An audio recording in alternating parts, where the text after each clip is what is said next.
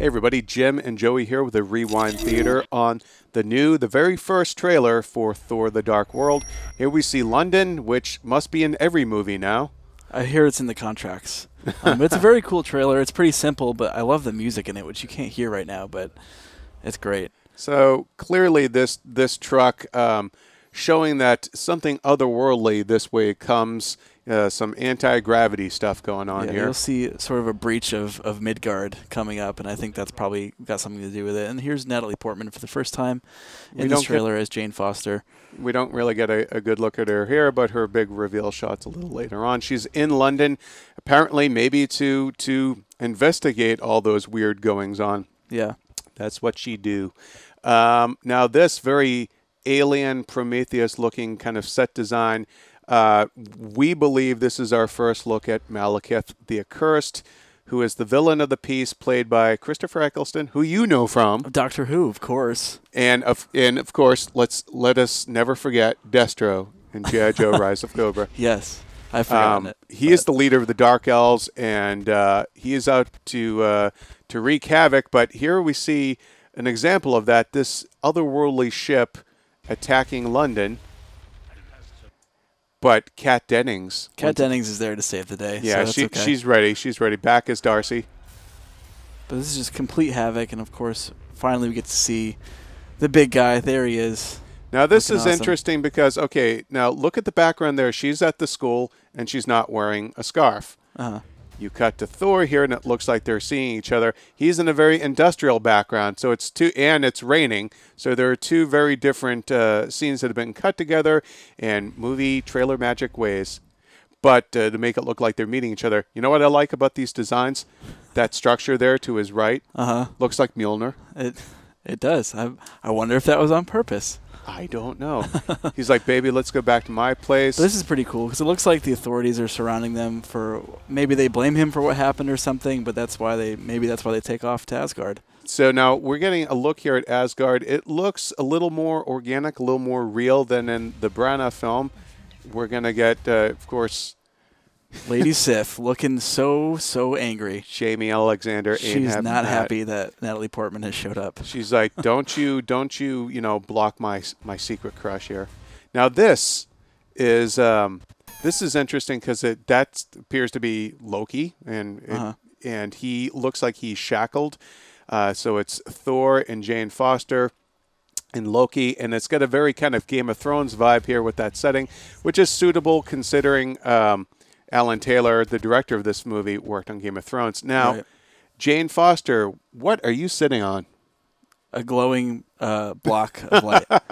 Is she being sacrificed? Is she looking into another realm? We don't know. But this bad boy. This is where the Cylons attack. That's which is pretty cool. But no, it's a really different looking ship than the one we saw earlier. So it's clearly there's two different attacks happening, probably both by the Dark Elves, but this one's on Asgard, and the other one was clearly on Earth. Now, in the comics, there is a storyline where Malekith, and as well as the horned demon god Surtur, basically they attack Earth as a distraction so that the armies of Asgard go to Earth to save Earth, leaving Asgard unprotected, which was the real goal of the attack. So basically, are they out to get Earth or are they out to get Asgard? They're definitely attacking both, but which one is a distraction?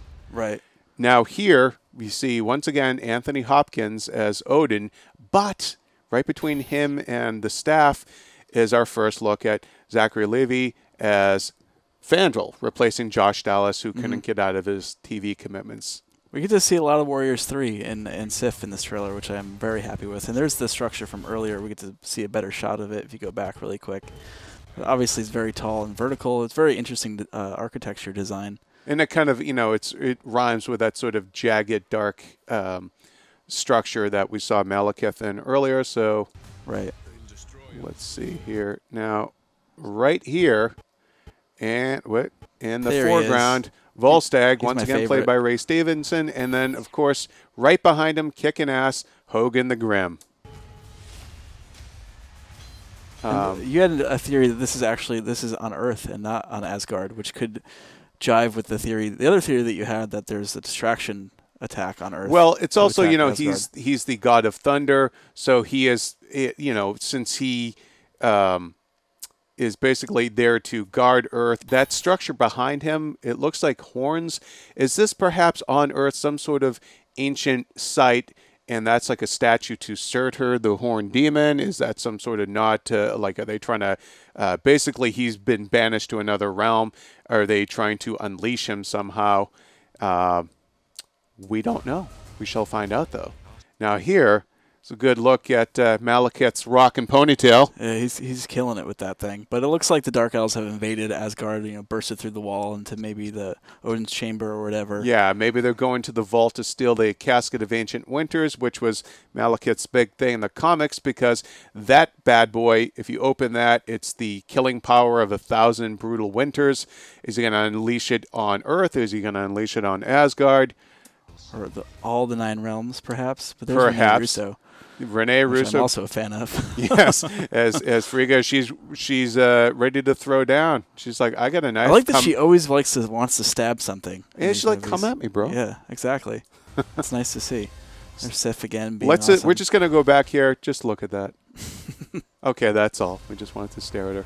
Now here, this room, we're gonna see this room behind Thor here is gonna play out a little later. These bad guys look like they've caught up to where Loki was being held prisoner, which is that room right there. This is your first real good look at Eccleston. Yeah, as the big bad here. I know, and it's very, you know, in the comics he had basically a bisected face, one side dark, one side light, but they've given it more texture here in the movie. Yeah, I'm sure there'll be more explanation as to why he has a face like that, you know, and this is the X3 moment, which I hope plays out a little bit better than that movie did, but... Yeah, is she being sacrificed? Is she being, you know, You really want Jane Foster to be sacrificed in this movie, I'm just saying, look, they'll go with the whole pagan thing, just saying. But clearly something bad happens because it brings Thor to his knees. And he yells no, which is... Slow motion no. Every movie must have one now. But here's probably the most exciting part, I would assume, for most fans. The return of Tom Hiddleston as Loki, of course. Yet again in a glass prison, rocking his ever more crazy hair. Well, that'll about do it, folks. Thanks for listening.